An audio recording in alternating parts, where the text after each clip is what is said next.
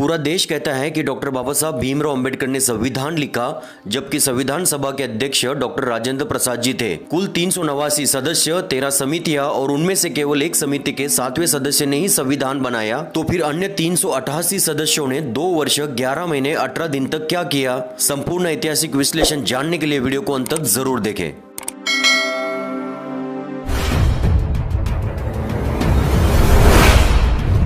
उस दौर की पॉलिटिकल स्थिति सब लोग जानते हैं कि केवल डॉक्टर बाबा साहब भीमराव अंबेडकर अकेले ऐसे व्यक्ति थे जो कांग्रेस, गांधी, नेहरू को नहीं मानते थे और हमेशा उनके विरोधक रहे। इसके बावजूद भारतीय संविधान अंबेडकर साहब ने ही क्यों लिखा और कोई दूसरा क्यों नहीं लिख सका? गांधी भी बैरिस्टर थे, नेहरू भी बैरिस्टर थे, राजगोपालचारी, मुंशी, BN राव, JP कृपलानी, ऐसे बहुत सारे लोग थे। फिर बाबा साहब को ही संविधान क्यों लिखना पड़ा? ऐसे सवालों पर दुनिया का कोई भी प्रबुद्ध बुद्धिजीवी सोचता है कि संविधान लिखने के लिए डॉक्टर बाबा साहब अंबेडकर के नाम का सुझाव असल में किसने दिया था? इसका जवाब उन्हें सन 2000 में ministry of social justice and empowerment और गवर्नमेंट ऑफ महाराष्ट्र द्वारा निर्मित डॉक्टर अंबेडकर पर बनी फिल्म में दिखाया गया है कि गांधी जी ने नेहरू जी से अंबेडकर के नाम की सिफारिश की थी, इसीलिए ये मौका उन्हें मिला। लेकिन ये झूठ नहीं बल्कि सफेद झूठ है। दरअसल संविधान लिखने के लिए कांग्रेस के वरिष्ठ नेता गांधी जी ने BN राव को चुना था। इसके बाद संविधान निर्माण के लिए एक शिष्टमंडल की स्थापना की गई, जिसका काम था देश विदेश के संविधान के अभ्यासकों से मदद लेना। इसलिए शिष्टमंडल लंदन विश्वविद्यालय के राज्यशास्त्र के विभाग प्रमुख प्रोफेसर डॉक्टर फिलिप्स जेनिंग से मिलने गया। इस पर फिलिप्स जेनिंग ने सुझाव दिया कि तुम्हारे ही देश में संविधान का पंडित मौजूद है जिसका नाम डॉक्टर BR अंबेडकर है और उसकी मदद तुमको लेनी चाहिए। शिष्टमंडल ने वापस लौटकर समिति के आगे प्रोफेसर फिलिप्स जेनिंग द्वारा अंबेडकर साहब के बारे में राय रखी और सभी ने डॉक्टर अंबेडकर को संविधान समिति के अध्यक्ष के तौर पर चुना और BN राव को संविधान समिति के सलाहकार के तौर पर चुना गया।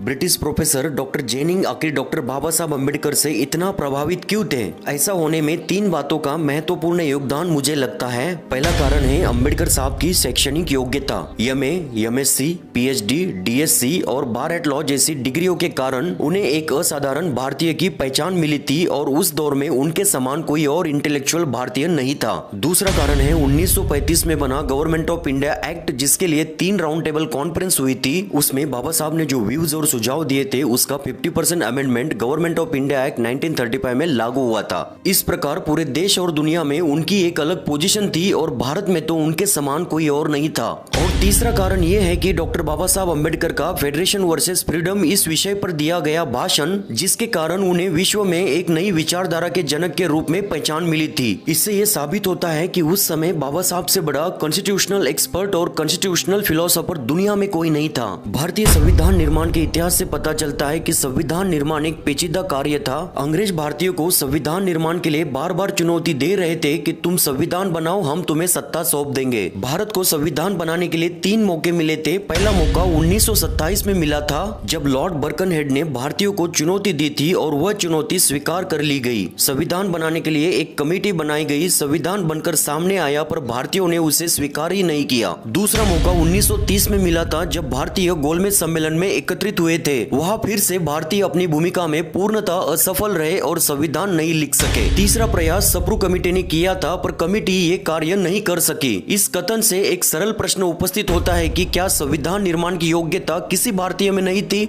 राजनीति की बात करें तो इंग्लैंड के प्रधानमंत्री विंस्टन चर्चिल केवल संविधान का कारण बताकर भारत को आजादी देने के पक्ष में नहीं थे, लेकिन चुनाव में चर्चिल की पराजय हुई और इंग्लैंड में मजदूर पार्टी की सरकार बनी और इटली इंग्लैंड के प्रधानमंत्री बने। इटली महोदय भारत के प्रति उदार थे और भारत को स्वतंत्र करने की घोषणा कर दी। 15 अगस्त 1947 को भारत स्वतंत्र हुआ। स्वतंत्र भारत को चलाने के लिए एक अंतिम सरकार बनी, जिसके प्रधानमंत्री पंडित जवाहरलाल नेहरू बने और कानून मंत्री उस समय के योग्यतम विद्वान महापुरुष डॉक्टर भीमराव अंबेडकर को बनाया गया। दुनिया के सबसे बड़े लोकतंत्र के लिए संविधान बनाना कोई आसान काम नहीं था। दरअसल 13 दिसंबर 1946 को संविधान सभा का गठन जवाहरलाल नेहरू द्वारा किया गया और इसे बनाने में पूरे 2 साल 11 महीने और 18 दिन का वक्त लगा। भारत की आजादी के बाद देश के लीडरों के सामने सबसे बड़ा सवाल ये रहा कि देश को कैसे चलाया जाए, मतलब देश का संविधान कैसा हो। भारतीय संविधान सभा का गठन हुआ, जिसमें कुल 389 सदस्य सदस्य अध्यक्ष डॉक्टर राजेंद्र प्रसाद, उपाध्यक्ष एच मुखर्जी, संवैधानिक सलाहकार BN राव को चुना गया और कुल 13 समितियां बनाई गई। संघ शक्ति समिति, संविधान समिति, राज्य समिति, राज्य और रियासत परामर्श समिति, मौलिक अधिकार एवं अल्पसंख्यक समिति, मौलिक अधिकार उप समिति, प्रांतीय संविधान समिति, झंडा समिति, प्रक्रिया नियम समिति, सर्वोच्च न्यायालय संबंधित समिति, प्रारूप संविधिक समिति, संविधान समीक्षा आयोग और प्रारूप समिति। इस प्रारूप समिति यानी ड्राफ्टिंग कमेटी में कुल 7 सदस्य थे।